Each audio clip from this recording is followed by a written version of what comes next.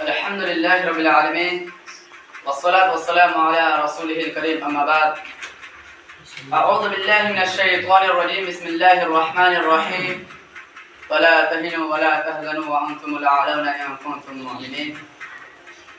صدر انجمن اور سامنے بیٹھے ہوئے عزیز ساتھیوں، آج کے 17واں انجمن میں جس موضوع کو لے کر آپ کے سامنے حاضر ہوا ہوں وہ ہے امت مسلمہ بدحال میں۔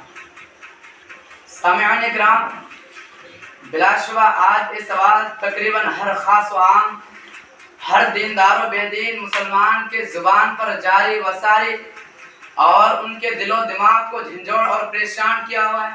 اسے سمجھ میں نہیں آتا ہے کہ اگر مسلمان حق پر ہے اور یقیناً ہے تو پھر یہاں سوال پیدا ہوتا ہے کہ اگر حق پر ہے تو پھر ان پر چہار دام عالم میں ظلم و بربریت کا طوفان کیوں برپا ہے؟ دنیا میں مسلمان سب سے زیادہ پریشان و ذلیل کیوں ہے؟ اور ہر مصائب و آفات کا شکار امت مسلمہ ہی کیوں ہے؟ اور دنیا میں سب سے کمزور اور بزدل قوم کی حیثیت سے ان کی پہچان کیوں ہو رہی ہے؟ جبکہ زمین کے خلافت و سلطنت اللہ تبارک و تعالیٰ نے مسلمانوں کی سپرد کی ہے۔ یقیناً ان کے پیچھے کچھ طرف و حقائق ہے جنہیں سمجھنے کی ضرورت ہے، جنہیں جاننے کی ضرورت ہے۔ آئیے اسے سمجھتے ہیں۔ سامعین اکرام، آج امت مسلمہ بدحال اس لیے ہے کہ وہ جانتے ہیں کہ اللہ تبارک و تعالیٰ کے سوا کوئی معبود برحق نہیں ہے۔ اللہ تبارک و تعالیٰ ہی واحد عبادت کے لائق ہے، پھر بھی وہ اس کے ساتھ کسی دوسرے کو شریک ٹھہراتے ہیں۔ وہ جانتے ہیں کہ اللہ تبارک و تعالیٰ اسے ہمہ وقت دیکھ رہا ہے، چاہے وہ تنہائی میں کمرے میں ہو یا کمرے کے باہر ہو، چاہے وہ لوگوں کے سامنے ہو یا لوگوں کے نظروں سے اوجھل ہو۔ اللہ تبارک و تعالیٰ اسے ہر وقت دیکھ رہا ہے، پھر بھی اس کے ڈر سے گناہ کرنا نہیں چھوڑتے۔ وہ جانتے ہوئے بھی سچے انسان سے زیادہ جھوٹے انسان کی بات پر یقین کرتے ہیں۔ وہ جانتے ہیں کہ موت ایک دن آنی ہے، پھر بھی وہ فحش اور برائی میں مبتلا ہے۔ وہ جانتے ہیں کہ سب کے سب کو اللہ تبارک و تعالیٰ کے پاس لوٹ کر جانا ہے، پھر بھی وہ نیک اعمال نہیں کرتے۔ آج امت مسلمہ بدحال اس لیے ہے کیونکہ وہ جانتے ہوئے بھی حقائق سے نظر انداز اور سچائی سے منہ موڑے ہوئے ہیں۔ وہ جانتے ہیں کہ اللہ کے سوا کوئی بھی مدد کرنے والا نہیں ہے، پھر وہ دوسروں سے جا کے مدد مانگتے ہیں۔ وہ جانتے ہیں کہ اسے یہ معلوم ہے کہ اللہ تبارک و تعالیٰ کی طرف سے اولاد مرہون مند ہے، اللہ تبارک و تعالیٰ ہی اولاد کو عطا کرتا ہے، لیکن آج وہ درباروں اور مزاروں میں جا کر اولاد کی منتیں مانگتی ہے۔ آج امت مسلمہ بدحال یوں ہی نہیں ہے، وہ جانتے ہیں، انہیں شعور ہے کہ موت ایک اٹل حقیقت ہے، پھر بھی وہ آخرت کی تیاری نہیں کرتے۔ وہ جانتے ہیں کہ اللہ تبارک و تعالیٰ ہی رازق ہے، رزق کنزی اسی کے ہاتھ میں ہے اور اس نے اپنے بندے کو رزق دینے کا وعدہ بھی کیا ہے، پھر بھی وہ پریشان اور حیران ہے۔ آج امت مسلمہ بدحال اس لیے ہے، وہ جانتے ہیں کہ تمام خزانے اللہ تبارک و تعالیٰ کے پاس ہے، وہ جسے چاہے نماز دے، وہ جسے بھی چاہے نواز دے، لیکن پھر بھی وہ ناشکری کرتے ہیں۔ اسے معلوم ہے کہ نوازنے والی ذات صرف اور صرف اللہ تبارک و تعالیٰ ہی، پھر بھی نعوذ باللہ کئی داتا بنا رکھے ہیں اور در بدر کی ٹھوکریں کھا رہے ہیں۔ اسے معلوم ہے کہ اللہ تبارک و تعالیٰ اس سے ناراض ہے، پھر بھی وہ دنیا کے رنگینوں میں کھوئے ہوئے ہیں۔ اسے معلوم ہے، اسے وہ جانتے ہوئے بھی اس ذات کو منانے کے بجائے وہ دنیا والوں کو خوش کرنے کے پیچھے لگے ہوئے ہیں۔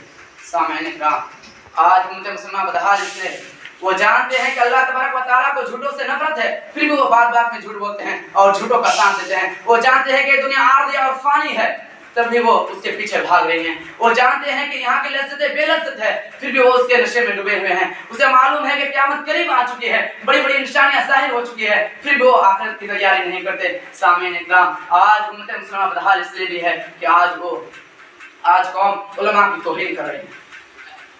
آج ان جاہلوں پر ایک افسوس ہے کہ علماء کو وہ بولتے ہیں، بڑے بڑے گندے مثالوں سے اسے یاد کرتے ہیں، بولتے ہیں کہ تمام ٹوپی لگانے والے پنچر بنانے والے کے مثل ہے۔ اے جاہل، میں تجھے کہنا چاہتا ہوں کہ اے ٹوپی لگانے والا اگر اس دنیا میں نہیں رہتے تو اسلام کیا ہے وہ معلوم نہیں ہوتا۔ تمہیں یہ نہیں معلوم ہوتا کہ نماز کیسے پڑھایا جاتا ہے، نماز پڑھانے کے لیے کوئی نہیں ہوتا، اسے یہ معلوم نہیں ہوتا۔ اور آج جو یہ نکاح کرنے پڑھانے والا بھی نہیں ہوتا، اور وہ علماء کی توہین کر رہے ہیں، اور اسی وجہ سے آج ان کے مسلمہ بدحال ہے۔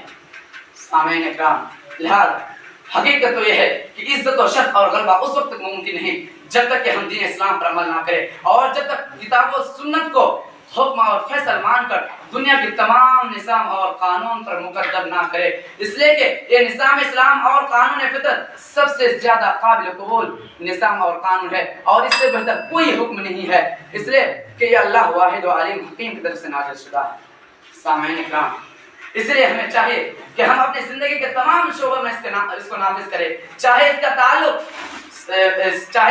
سماج و معاشرے سے ہو، چاہے اس کا تعلق سیاست و معیشت سے ہو، اگر تمام حالات میں ان کا نفاذ اور اجرا ہی امن عالم اور تحفظ ایمان کا شرط اول اور ضامن ہے۔ جب تک امت مسلمہ ان کے اصول و ضوابط پر قائم رہے، ان پر پابندی سے عمل کرتے رہے اور شریعت مطہرہ کو اپنی زندگی کے تمام شعبے میں نافذ کیا اور اپنے آپ کو اس کے احکام کے تابع کر دیا، تو پھر اللہ تبارک و تعالیٰ کی نصرت تائید ان کی قدم چومتی رہی اور اس وقت کے بڑے سے بڑے سلطان ان کے سامنے جھکنے پر مجبور ہو گیا اور ان کے دلوں میں ان کا رعب و دبدبہ طاری ہو گیا۔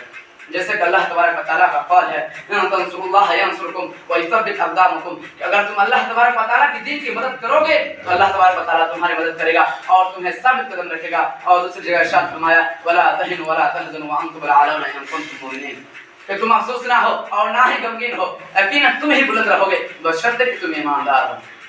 لیکن جب مسلمان کے اندر خواہشات نفسانی نے جنم لے لیا، اتحاد و اتفاق تار ہوئے اور جب انہوں نے منہج سلف سے روگردانی کی اور بدعات و خرافات کو اپنایا تو پھر دشمنوں کے دل سے ان کی ہیبت جاتی رہی اور دشمن ان پر مسلط ہو گئے اور ان کی حیثیت کثرت تعداد کے باوجود بھی آج وہ سمندر کے جھاگ کے مانند ہو گئے، جس کی پیشن گوئی آج سے سینکڑوں سال پہلے نبی کریم صلی اللہ علیہ وسلم نے کہا تھا کہ ان صوبان قال رسول اللہ صلی اللہ علیہ وسلم کہ یوشک الامم ان تدعا علیکم کما تدعا الاکرد الى قصتها، کہ قریب ہے کہ تمہارے اوپر باطل قومیں اس طرح ٹوٹ پڑیں گے جس طرح کھانے والے دسترخوان پر ٹوٹ پڑتے ہیں۔ تو ایک شخص نے عرض کیا اللہ کے رسول کیا اس وقت ہم لوگ کم رہیں گے، ہماری تعداد کم رہے گی؟